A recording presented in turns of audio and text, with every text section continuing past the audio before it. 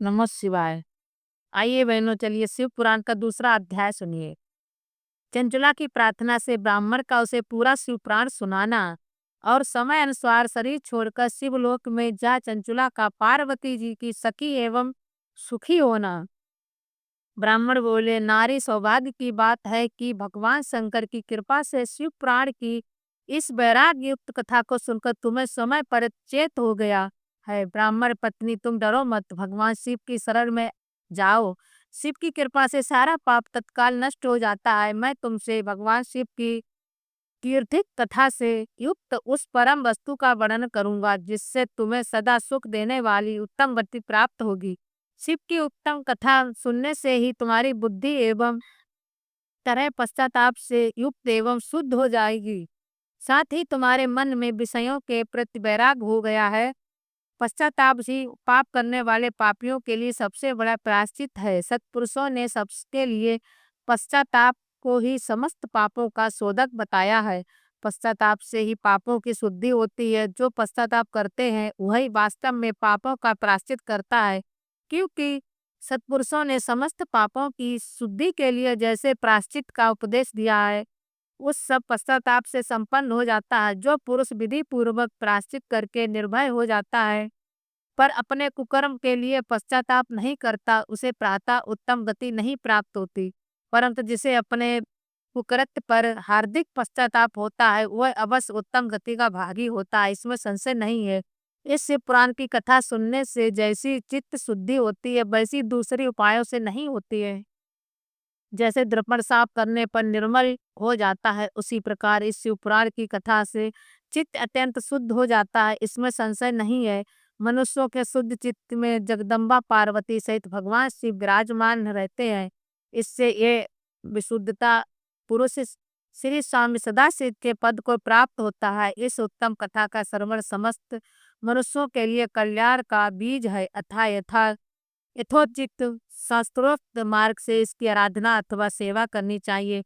ये भवबंधन रूपी रोग का नाश करने वाली है। भगवान शिव की कथा को सुनकर फिर अपने हृदय में उसका मनन एवं निधिध्यासन करना चाहिए। इससे पूर्वतः चित्त शुद्धि हो जाती है। चित्त शुद्धि होने से महेश्वर की भक्ति अपने दोनों पुत्रों ज्ञान और वैराग्य के साथ निश्चय ही प्रकट होती है। तत्पश्चात महेश्वर के अनुग्रह से दिव्य मुक्ति प्राप्त होती है, इसमें संशय नहीं है।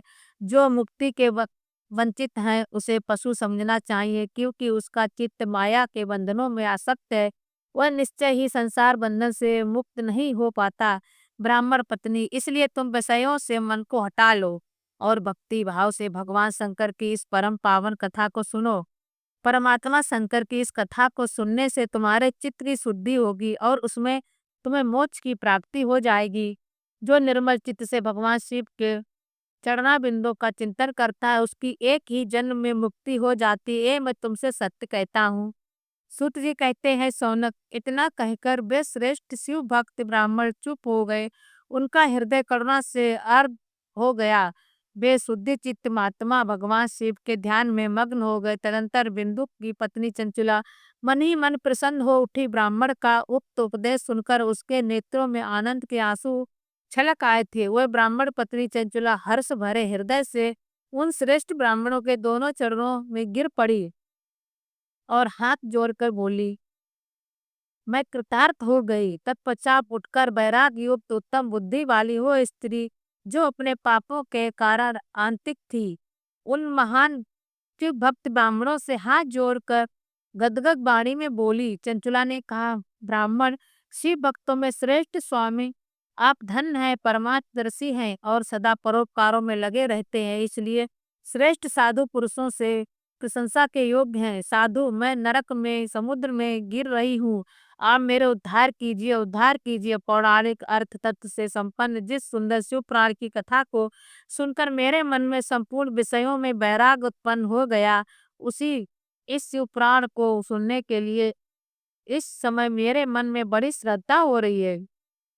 सूत जी कहते हैं, ऐसा कहकर हाथ जोड़कर उनका अनुग्रह पाकर चंचला उस शिव पुराण की कथा को सुनने लगी। इच्छा मन में लिए उन ब्राह्मण देवता की सेवा में तत्पर हो वहां रहने लगी। तदंतर शिव भक्तों में श्रेष्ठ और शुद्ध बुद्धि वाले उन ब्राह्मण देव ने उसी स्थान पर उस स्त्री को शिवपुराण की उत्तम कथा सुनाई। इस प्रकार इस गोकर्ण नामक महाक्षेत्र में उन्हीं श्रेष्ठ ब्राह्मणों से उसने शिवपुराण की वह परम उत्तम कथा सुनी, जो भक्ति ज्ञान और वैराग को बढ़ाने वाली तथा मुक्ति देने वाली है। उस परम उत्तम कथा को सुनकर उस ब्राह्मण पत्नी अत्यंत कृतार्थ हो गई। उसका चित्त शीघ्र ही शुद्ध हो गया। फिर भगवान शिव के अनुग्रह से उसके हृदय में शिव के सद्गुण रूप चिंतन होने लगे। इस प्रकार उसने भगवान शिव में लगी रहने वाली उत्तम बुद्धि पाकर शिव के सच्चिदानंदमय स्वरूप का बारंबार चिंतन आरंभ किया। तत्पश्चात समय के पूरे होने पर भक्ति ज्ञान और वैराग से युक्त हुई चंचला ने अपने शरीर को बिना किसी कष्ट के त्याग दिया। इतने में ही त्रिपुर शत्रु भगवान शिव का भेजा हुआ एक दिव्य विमान दूत गति से वहां पहुंचा, जो उनके अपने गणों के संयुक्त और घाती भात से शोभा साधनों से संपन्न था। चंचला उस विमान पर आरूढ़ हुई और भगवान शिव के श्रेष्ठ पार्षदों ने उसे तत्काल शिवपुरी में पहुंचा दिया।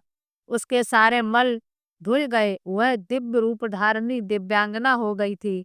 उसके दिव्य अवयव उसकी शोभा बढ़ाते थे। मस्तक पर अर्धचंद्रमा का मुकुट धारण किए वह गौरांगी देवी शोभाशाली दिव्य आभूषणों से विभूषित थी। शिवपुरी में पहुंचकर उसने सनातन देवता त्रिनेत्रधारी महादेव जी को देखा। सभी मुख्य देवता उनकी सेवा में खड़े थे। गणेश, भृंगी, नंदेश्वर तथा वीरभद्रेश्वर आदि उनकी सेवा में उत्तम भक्ति भाव से उपस्थित थे। उस उनके अंक कांति करोड़ों सूर्यों के समान प्रकाशित हो रही थी। कंठ में नील चिन्ह शोभा पा रहा था। 5 मुख और प्रत्येक मुख में 3-3 नेत्र थे। मस्तक पर अर्घ चंद्रमा कार मुकुट शोभा देता था। उन्होंने अपने वामांग भाग में गौरी देवी को बिठा रखा था, जो विद्युत पुंज के सामने समान प्रकाशित और थी। गौरीपति महादेव जी की क्रांति कपूर के समान गौर थी। उनका सारा शरीर श्वेत भस्म से भासित था। शरीर पर श्वेत वस्त्र शोभा पा रहे थे। इस प्रकार परम उज्ज्वल भगवान शंकर का दर्शन करके वह ब्राह्मण पत्नी चंचुला बहुत प्रसन्न हुई। अत्यंत प्रतियुक्त होकर उसने बड़ी उतावली के साथ भगवान को बारंबार प्रणाम किया। हाथ जोड़कर वह बड़े प्रेम आदर और संतोष से युक्त हो विनीत भाव से खड़ी हो गई। उसके नेत्रों ने आनंद आंसुओं की अविरल धारा बहने लगी। वह संपूर्ण शरीर में रोमांच हो गया। उस समय भगवती पार्वती और भगवान शंकर ने उसे बड़ी करुणा के साथ अपने पास बुलाया और सौम्य दृष्टि से उसकी ओर देखा। पार्वती जी ने तो दिव्य रूप धारणी बिंदु प्रिया चंचुला को प्रेम पूर्वक अपनी सखी बना लिया। वह उस परमानंद घन ज्योतिषी स्वरूप सनातन धाम में अविचल निवास पाकर दिव्य सौख्य से संपन्न हो अच्छे सुख को अनुभव करने लगी।